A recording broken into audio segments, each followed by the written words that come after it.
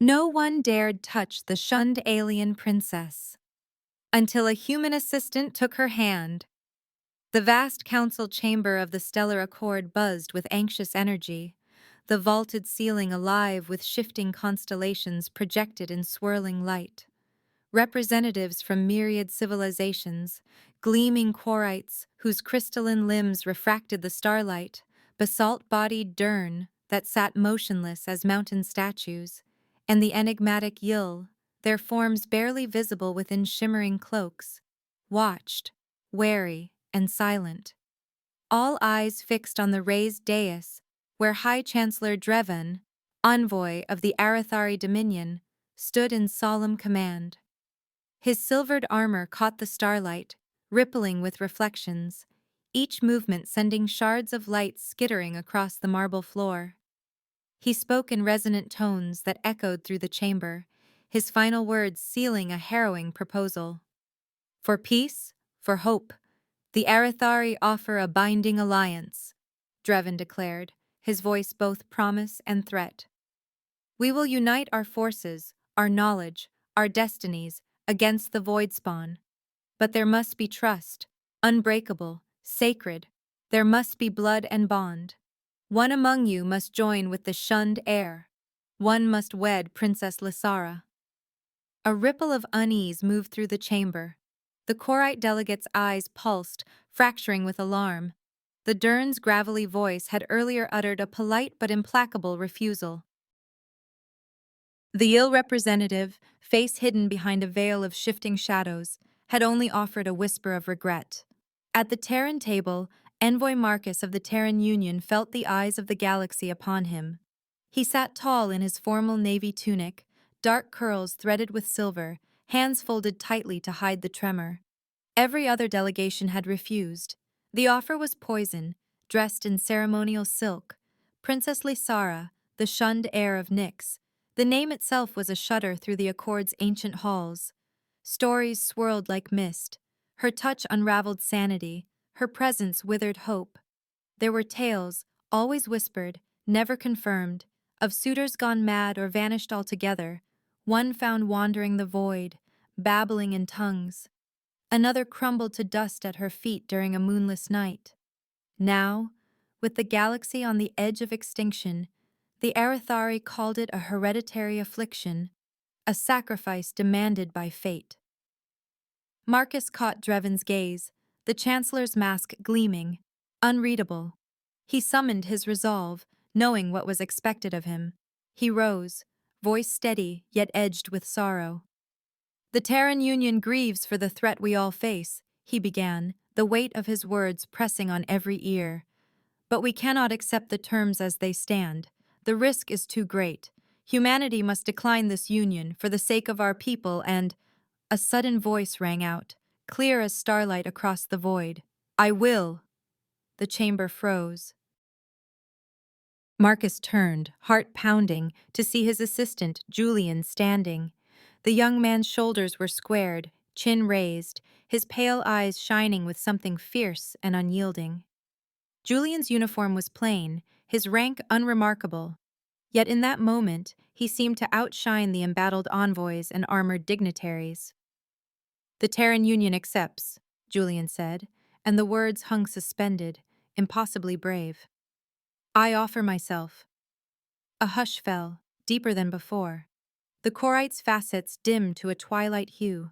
The Dern cracked a fissure of astonishment. Even the shadows of the will seemed to shiver. High Chancellor Dreven's mask slipped, just for an instant, revealing naked surprise, a crack in the facade of unassailable authority. Marcus slumped into his seat, his resolve dissolving into a tide of dread and helpless admiration. He stared at Julian, unable to speak, feeling the consequences already closing in like the encroaching darkness at the galaxy's edge. Around them, the council chamber seemed to shrink, the swirling constellations above burning with new, uncertain purpose. In that instant, humanity's fate became entwined with legend. A monster's hand, a curse, and a hope too fragile to name. The echoes of Julian's vow would ring through the stars long after the chamber fell silent.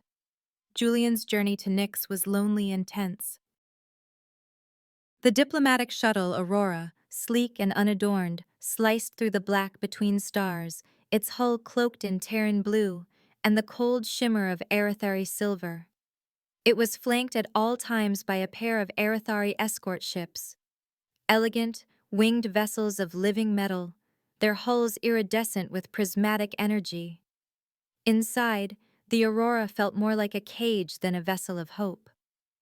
Julian spent the voyage alone in his quarters.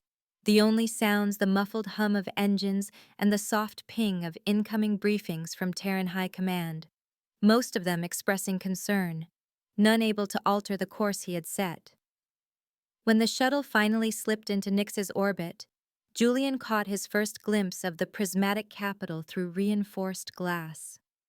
The city was a sprawl of crystalline towers and shifting lights, woven together in spirals, each edifice refracting the planet's faint sun into 1,000 spectral hues.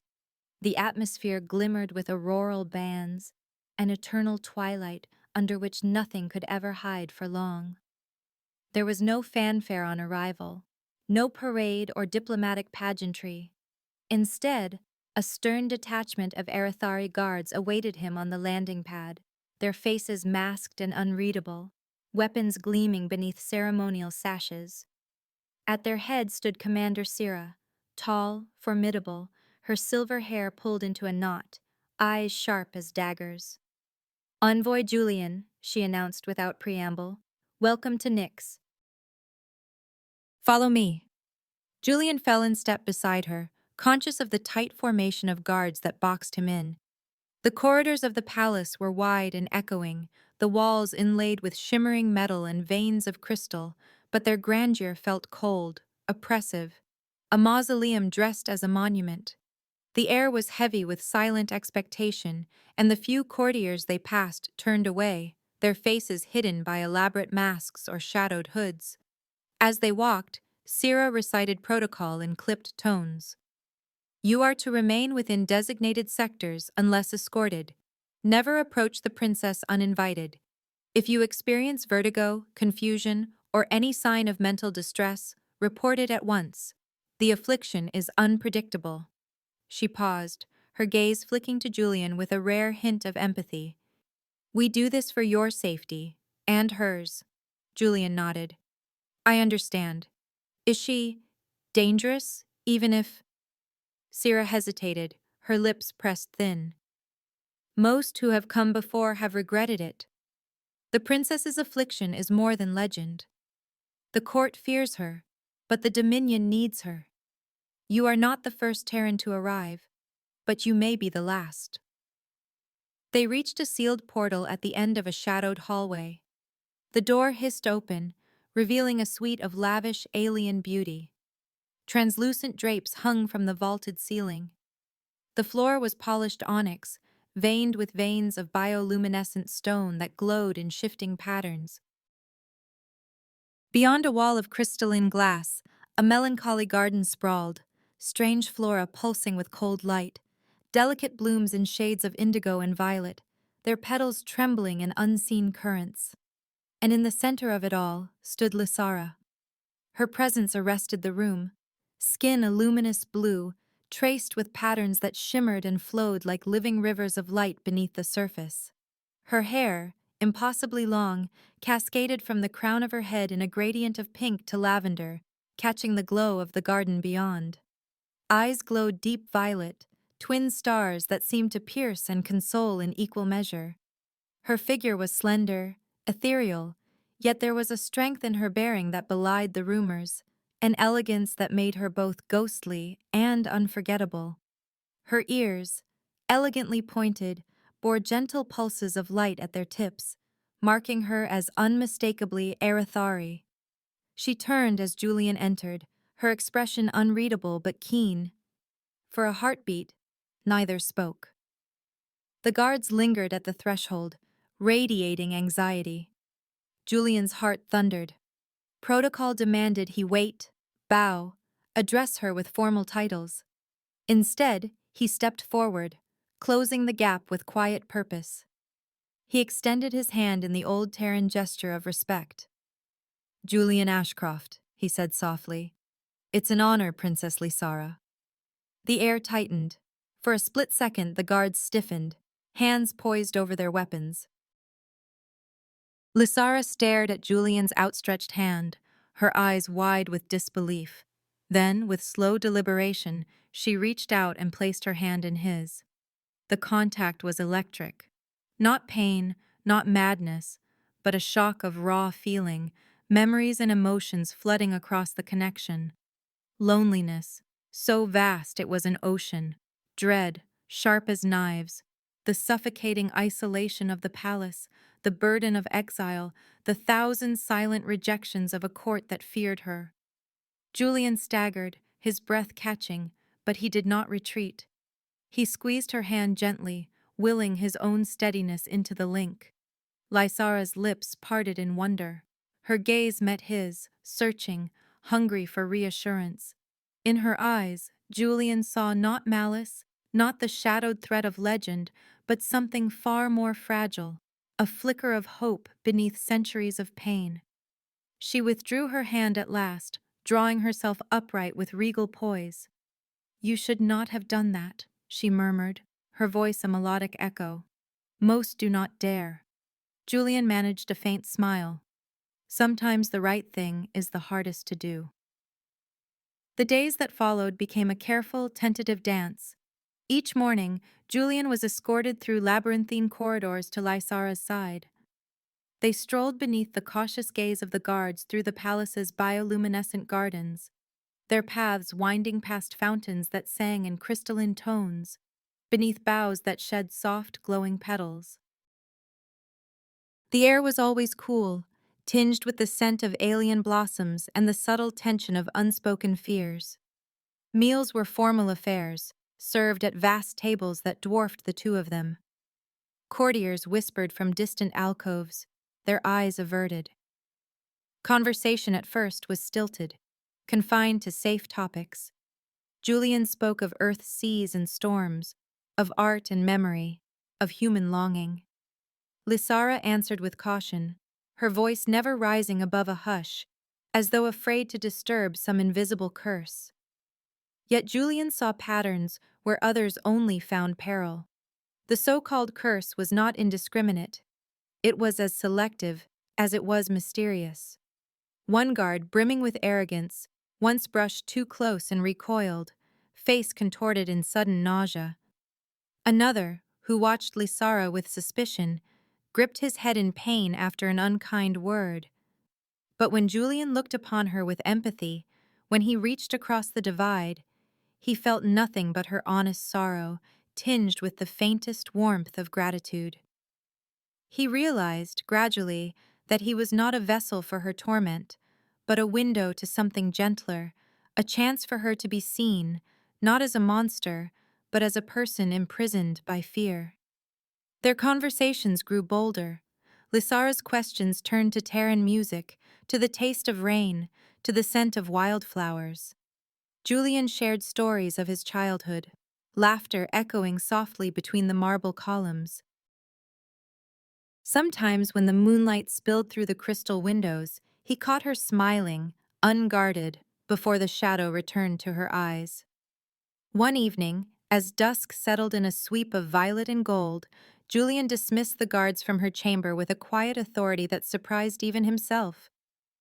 "I'd like a moment alone with the princess," he said, and the guards, after a glance at Lysara, who nodded, retreated to the far side of the suite. Julian reached into his pocket and produced a small, smooth stone, mottled gray and white, cool and solid in his palm. "I brought this from Earth," he explained, holding it out. "It's from the river near where I grew up. When I was a child, I used to keep it in my pocket for luck." Lysara regarded the stone as if it were a relic from another universe. Slowly, almost reverently, she reached out and took it from Julian's hand. As her fingers closed around it, a spark leapt through the air between them, delight and surprise, raw and unguarded, flickering in the fragile bond they now shared. She closed her eyes for a heartbeat, savoring the cool weight of the stone. When she opened them, the gloom had lifted, if only for a moment, from her gaze. In its place was something new, a tentative curiosity, fragile and bright. "Thank you," she whispered, her voice trembling with possibilities. And for the first time since Julian's arrival, the cold grandeur of the palace felt a little less lonely, and hope shimmered at the edge of the twilight. A formal banquet in Julian's honor simmered with tension. The grand hall glittered with crystalline chandeliers, their fractured lights scattering rainbows over long tables laden with delicacies both Terran and Arathari. Courtiers in iridescent robes clustered at the periphery, their eyes sharp above delicate masks. They whispered behind jeweled hands, the gossip swirling like the scent of exotic spices in the air. Julian sat at the head of the table beside Lysara, acutely aware of every glance, every hushed word. His ceremonial attire, a tailored Terran suit adorned with Arathari filigree, felt like borrowed armor. Across from him, Regent Malvek presided with oily confidence, his broad shoulders encased in dark metallic robes, his gaze appraising and cold. Malvek, the Dominion's power broker, once a failed suitor to Lysara himself, now the architect of her isolation. Malvek lifted a glass of luminous wine, his lips curling in a practiced smile. "To our Terran guest," he intoned, his voice carrying the brittle edge of mockery, "may he find the customs of our court enlightening." A ripple of laughter followed, brittle as spun glass. Julian forced a polite smile. Lysara's hand rested on the table, fingers trembling minutely beneath the surface of her calm. Malvek leaned forward, his attention fixed on Julian. "I confess, I'm curious. Is it Terran naivete that sends one so young to such an arrangement? Or is it merely desperation?" Julian met Malvek's gaze, refusing to flinch. "The Terran Union believes in the Accord. I volunteered because I believe peace is worth sacrifice." Malvek's eyes glittered. "Noble words, but do you understand what you've bound yourself to?" He glanced at Lysara, his tone shifting to thinly veiled disdain. "The shunned heir is not as gentle as she appears. Many have learned that lesson too late." A surge of alien anger pulsed through Julian, a heat that was not his own. Lysara's emotions, wild and bright, flooded him. For a heartbeat, he glimpsed her perspective, years of ridicule, the court's cold rejection, Malvek's poisonous ambition. Then, with a subtle twist, the energy shifted, reflecting outward. Malvek's face blanched. He jerked in his seat, knuckles whitening around his goblet. "What is—" he rasped, voice cracking. His mask of superiority shattered as his own malice seemed to crash upon him, magnified and turned back like a tidal wave. He staggered to his feet, glass shattering on the marble floor. "Enough!" Malvek hissed, his composure fraying. He clutched at his chest, breathing ragged, eyes wild with something close to panic. The courtiers recoiled. Without another word, Malvek turned and fled, his footsteps echoing in the hush that followed. Lysara sat very still, her expression unreadable. The guards exchanged uneasy glances. Conversation resumed in halting, broken streams. The feast continued, but the atmosphere had changed. Respect, or at least caution, now tempered every glance in Lysara's direction. That night, in the privacy of Lysara's chambers, Julian pressed for the truth. The suite was quiet, the moonlight painting pale ribbons across the crystalline walls. Lysara stood at the balcony, her silhouette outlined against the shimmering garden. Julian closed the distance between them. "Lysara, please, what really happened tonight? What are they so afraid of?" She turned, the faintest tremor in her voice. "They call it a curse, but it's not. I am an empath, Julian." Her hands clasped tightly before her. "My gift, my affliction, is to feel what others feel. But I do more than sense. I reflect. When someone brings me pain, or hate, or fear, they receive it back, magnified by their own heart. Julian's mind raced. So all this time the court has lied? They isolated you not because you're a threat, but because... Because Malvik saw an opportunity, Lysara whispered. He courted me once. I rejected him. He convinced the court my presence would destroy their sanity, while he stepped in to control the Dominion. I have been alone, a symbol of danger, because it served his ambition. Julian reached for her hand, gentler than before. You aren't cursed. You're a mirror, and if people approach with kindness... Her violet eyes softened, shimmering. Then I feel peace. Sometimes when I am with you, I almost forget the rest. Julian drew her close, sincerity threading every word. You deserve truth, not isolation. I never felt fear with you. Only empathy. He smiled, letting his hope reach her. Maybe that's why your curse never touched me. My heart is open. A hesitant smile flickered across Lysara's lips. You are an anchor, Julian, not a threat. From that night, their secret hours together lengthened, spun from the quiet threads of trust and understanding. Sometimes they sat on the balcony, the bioluminescent garden below, whispering with nocturnal life, sharing stories beneath twin moons. Julian described the wild beauty of Earth, the velvet hush of pine forests at dusk, the crash of waves on distant shores, the constellations that guided sailors home. His voice carried longing and laughter, memories of warmth and freedom. Lysara listened, spellbound, her eyes shining with wistful hunger. In return, she revealed fragments of her own bittersweet childhood, a palace filled with echoes, a father's fleeting kindness, the day the whispers began. She let Julian sense her memories, filtering them through the current of their joined emotions. He felt the sting of isolation, the shiver of first joy, the ache of endless waiting. Their closeness deepened, not just in words, but in a new, silent communion.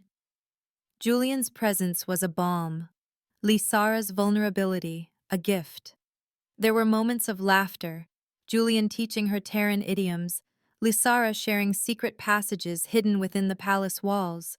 Small moments of intimacy layered upon each other, forging a connection both tender and profound.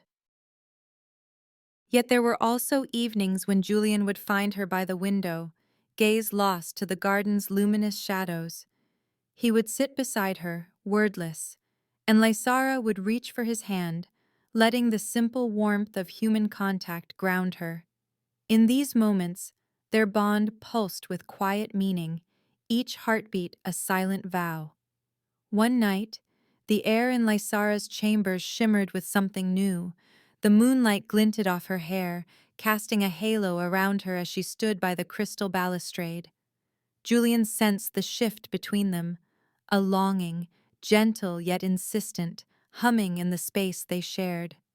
Lysara turned, her expression uncertain but hopeful. She reached out, her hand trembling in the half-light, not with fear, but with the courage of someone risking everything.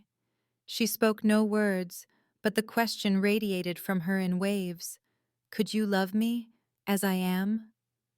Julian stepped forward, closing the distance with honest vulnerability.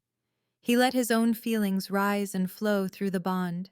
Admiration for her strength, protectiveness for her sorrow, a growing love that pulsed with every beat of his heart. Lysara's breath caught. For the first time, pure delight and overwhelming relief echoed through their link, sweeping aside centuries of pain and uncertainty. She smiled, a real, unguarded smile that illuminated her whole face, casting off the last shadows of her isolation. In that silent communion, a promise was made, a deeper union, fragile and fierce, blooming in the quiet night. On the eve of their bonding ceremony, danger struck. Julian's silent alarm triggered, a subsonic pulse thrumming against his wrist, unnoticed by the palace's usual sensors, but unmistakable to him. He barely had time to react before the doors to his suite exploded inward, crystalline shards scattering across the marble floor. Malvec's private guards, clad in black armor etched with the regent's sigil, stormed in with lethal purpose.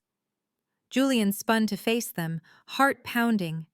There were 4, no, 5, each moving with grim efficiency, blades drawn, pulse rifles raised. Their leader, visor dark and expression unreadable, barked, "By order of the Regent, the Terran is under arrest for attempted sabotage." The words were for show. The hatred in their eyes was raw, unmistakable. Julian's instincts kicked in. He snatched a crystal decanter from the table and hurled it at the nearest guard. The man ducked, but the distraction gave Julian a precious heartbeat. He lunged, driving his shoulder into the man's chest. They crashed into the wall, but the guard was trained, stronger. Julian felt a sharp blow to his ribs, air whooshing from his lungs. He twisted away, kicking out, connecting with another's shin. But there were too many. Metal-clad fists slammed into his back, pinning him. His vision flickered. He caught a glimpse of the leader raising a blade, saw the glint of cruel intent. Someone snarled, "Blame the princess." The curse must have driven him mad. A hand clamped over Julian's mouth, smothering his shout. Cold dread crawled up his spine. He fought, teeth bared, but his limbs were weighted by pain and numbers. In the corridor beyond, muffled footsteps approached. No rescue, only more danger. Across the palace, Lysara jolted upright in her private chamber, clutching her chest. Julian's fear crashed through her, sharp and immediate, a psychic signal more intimate than any word. The bond between them blazed to life, grief and terror twisting together, then hardening into resolve. She stood, spine straightening, her radiance intensifying until the air itself shimmered. The guards posted at her door felt the shift, stepping back uneasily. Lysara pressed her palm to the door, her empathy unfurled, no longer a shield, but a focused, living blade. She sent a psychic pulse outward, the force of her will shattering the locks and blowing the doors wide. The palace erupted in panic. Courtiers fled as Lysara strode through the corridors, her presence gathering force with every step. Her eyes glowed, every thread of her being alight with power and purpose. When guards moved to stop her, they froze, caught in the tide of her empathy. Whatever anger or fear they bore was reflected back upon them, leaving them dazed and harmless. She hunted the echo of Julian's panic, her focus a razor's edge. Each room she passed, she swept with her mind, sifting terror from confusion, malice from innocence. She pressed forward, unerring, the pulse of Julian's distress guiding her through the labyrinthine halls. Meanwhile, the guards in Julian's suite had dragged him to his knees. Blood trickled from his lip, the world spinning. The leader pressed a blade to Julian's throat. "You should have stayed away from her," he hissed. "No one will question the story. A Terran, driven mad by the shunned air. An accident, tragic, but necessary." Julian's vision blurred, anger and desperation boiling up. He struggled, voice muffled by the gag. He tried to send a thought, a plea, down the thread of their bond. "Lysara, help me." Suddenly, the lights in the suite flickered, plunging the room into iridescent gloom. The guards looked up, unease crawling over their features. The temperature dropped, a wave of otherworldly energy crackling through the air. The door burst open. Lysara swept in, wreathed in violet light, her presence filling every shadowed corner. Her eyes locked on Julian, bleeding, defiant, and then on the guards, her fury unleashed. She spoke not with words, but with the force of her will. The assassins reeled, caught in a sudden tide of their own malice and terror. Their hatred, reflected back upon them, became unbearable. One dropped his weapon and clawed at his helmet, gasping. Another sank to his knees, weeping. The leader took a staggering step toward Lysara, blade raised, but his arm shook violently, paralyzed by the overwhelming force of his own murderous intent. Lysara advanced, her voice finally breaking the silence, soft, but filled with steel. This ends now. You will harm no one. One by one, the guards crumpled to the floor, unconscious, undone by the emotions they had carried like poison. Not a finger laid upon them, but each was felled, their minds overwhelmed by the storm Lysara had turned against them. As the last threat fell, Lysara rushed to Julian's side. She dropped to her knees, hands trembling as she cupped his face, her touch feather-light. Her eyes, shining with worry and devotion, searched his battered features for signs of lasting harm. Julian, Julian, look at me. Are you hurt? Please say something. He coughed, managing a lopsided grin. You always know how to make an entrance, he rasped. Pain throbbed in his side, but it faded as Lysara's presence flooded him with warmth and safety. She brushed blood from his cheek, her thumb lingering in a caress. I felt your fear. I thought I was too late. He caught her hand, pressing it to his lips. You saved me. I knew you would. The violence of the night transformed, in the hush that followed, into something fierce and protective. Julian's arms encircled her, drawing her against him. His breath was ragged, but his grip was strong. I won't let them separate us, Lysara whispered fiercely. Not Malvek, not the court. Never again. Julian's answer was a quiet promise, spoken into the crown of her hair. We face them together. Whatever comes. Their bond pulsed, stronger than ever, a living current of devotion and trust. Lysara leaned back, searching his eyes, her own aglow with hope and fear, anger and relief. Julian smoothed tangled strands of her hair, whispering, I'm here. I'm yours.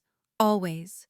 She drew him close once more, her heart beating wild and true, and in that embrace, the terror of the night gave way to something undeniable.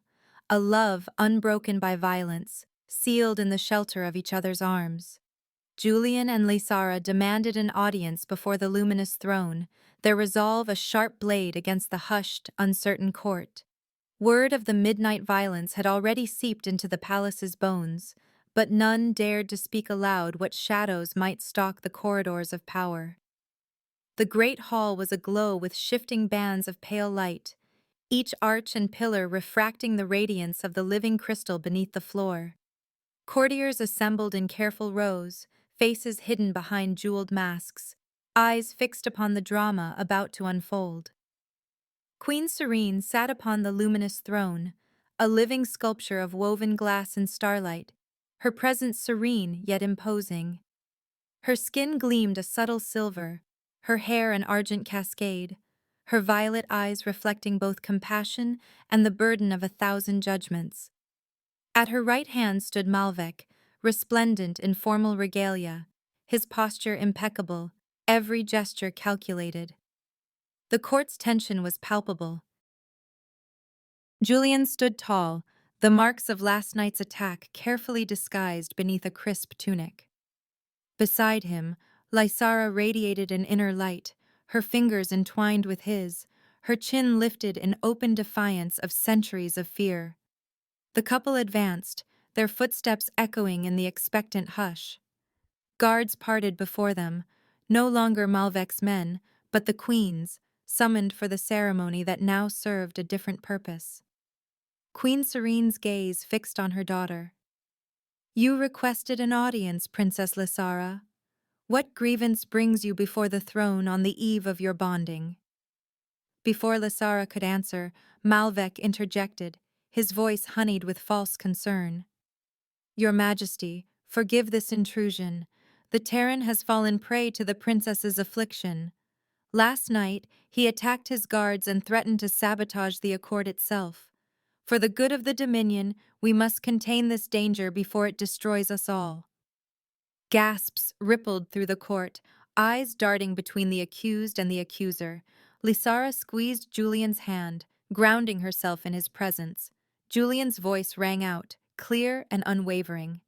Your Majesty, that is a lie. Last night, Malvek's men invaded my quarters with the intent to kill me and blame my death on Lysara's so-called curse. This was no act of madness, but an attempted assassination. Lysara stepped forward, her voice steady. "Mother, I ask your permission to reveal the truth. Not only of Malvec's deeds, but of my own nature, what the court has called a curse for so long." Queen Serene hesitated, her expression unreadable. "You have my leave, daughter. The truth is, the Dominion's only defense against the Void Spawn, and against ourselves." Lysara closed her eyes, drawing a deep breath.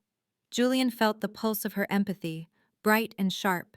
She released her hold on his hand, lifting both arms. "Look upon me, and see what I see." The court shimmered with psychic resonance. Lysara's power unfurled like a silken banner, invisible to all but undeniable in its force. She turned her focus upon Malvec, her eyes burning with unspoken pain. She reached for the queen's mind, not to wound, but to illuminate. Malvec's envy, his ambition, his bitterness at Lysara's rejection, all unfurled like a storm in the queen's thoughts. Betrayal, lies. The gleaming mask of loyalty peeled away to reveal the festering rot beneath. Queen Serene recoiled as if struck, her hands flying to her temples, her gaze locking on Malvec with horror. "Malvec," she breathed. "You conspired to isolate my daughter. You sowed fear in every heart. You would have murdered a guest of the Accord for your own gain."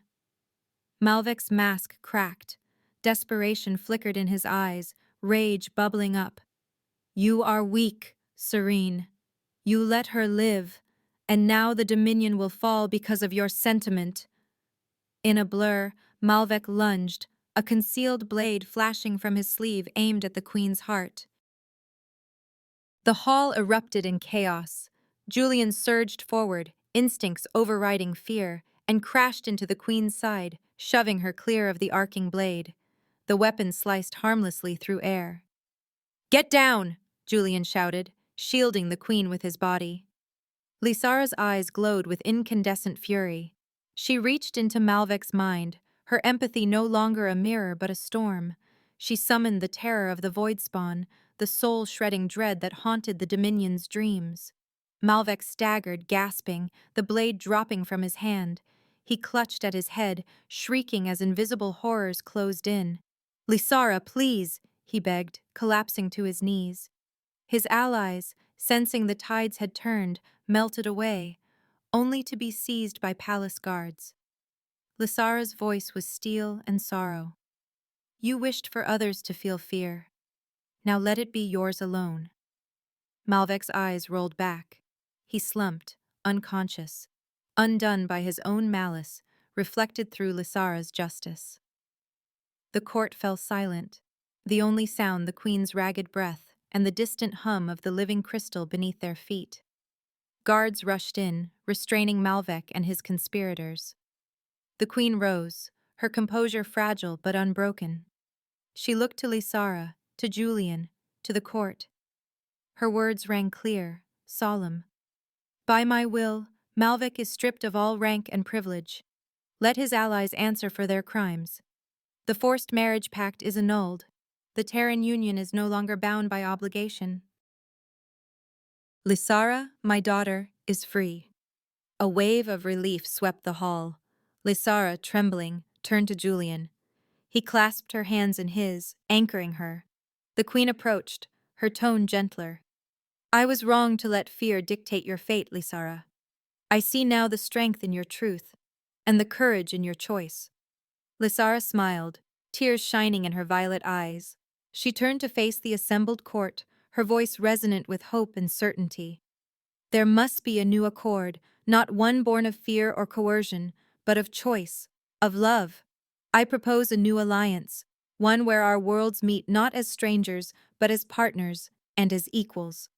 Julian squeezed her hand, pride and love mingling in his gaze. Around them, the court bowed, old prejudices dissolving in the light of Lysara's defiance and Julian's loyalty. The queen nodded, her eyes wet with remorse and gratitude. "So it shall be," she declared. "A new beginning for Nyx, for the Terran Union, for us all." As the hall erupted in cheers and hope, Lysara and Julian stood united. her hand entwined with his, their future no longer shadowed by fear, but illuminated by a bond chosen freely. Preparations for a new wedding began, not of obligation, but of celebration. The palace was transformed overnight. Where once its halls had echoed with wary silence, now they shimmered with laughter and music.